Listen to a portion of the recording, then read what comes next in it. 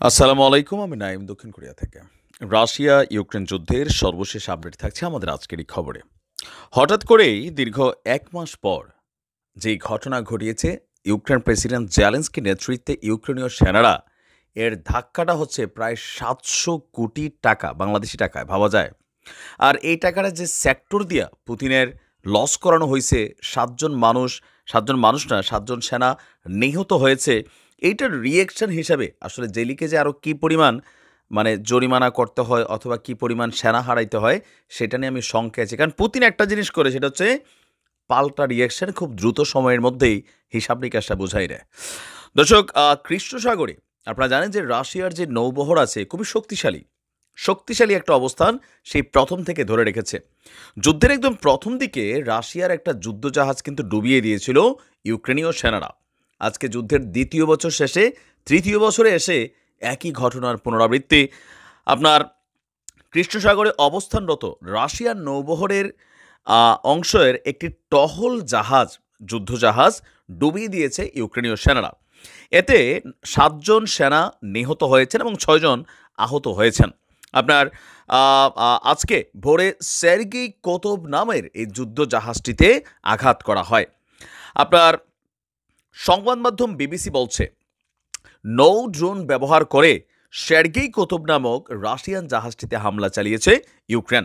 এই জাহাজটির মূল্য $৬,50,00,০০০, যা বাংলাদেশি টাকায় ৭০০ কোটিরও বেশি।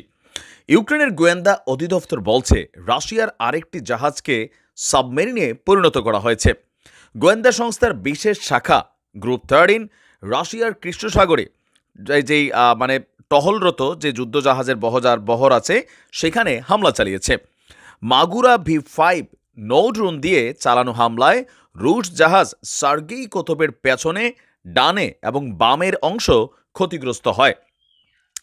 ভালো কিছু দিয়েই দিনটি আমরা শুরু করতে পেরেছি। অসাধারণ কাজ করেছে আমাদের যোদ্ধারা।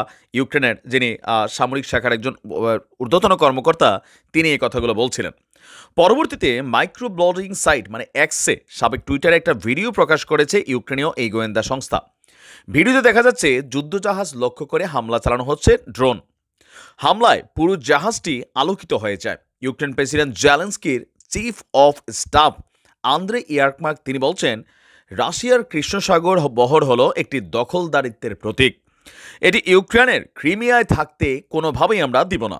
এদিকে রাশিয়া এখনও ইউক্রেনের দাবির ব্যাপারে কোনো রকম মন্তব্য করেনি। রুশ ব্লগার সের্গেই কোটোভের ডুবে যাওয়ার বিষয়টি নিয়ে তারা ওই দেশের ব্লগিং সাইট থেকে নিশ্চিত করা হলেও জাহাজটি কী পরিমাণ ক্ষতিগ্রস্ত হয়েছে বা ইউক্রেন যে দাবি করছে সেইটা কতটুকু যৌক্তিক, এ নিয়ে কোনো রকম বক্তব্য কিন্তু দেয় না। গত মাসে ইউক্রেন ক্রিমিয়ার কাছে রাশিয়ার আরেকটি জাহাজ ডুবিয়ে দেওয়ার দাবি করেছিল।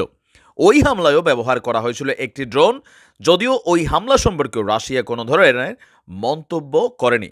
এখন বিষয়টা হচ্ছে, এই ঘটনার পাল্টা রিঅ্যাকশন কি আসতে পারে? যেই ক্ষতি হয়েছে, এখানে যুদ্ধ জাহাজ একটা উড়াই দিছে।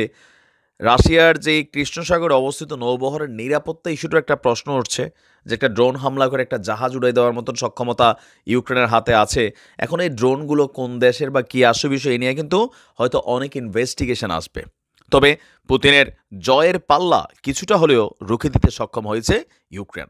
বাট পাল্টা জবাবটা কি হবে সময় বলে দিবে। ভালো থাকুন। আসসালামু আলাইকুম।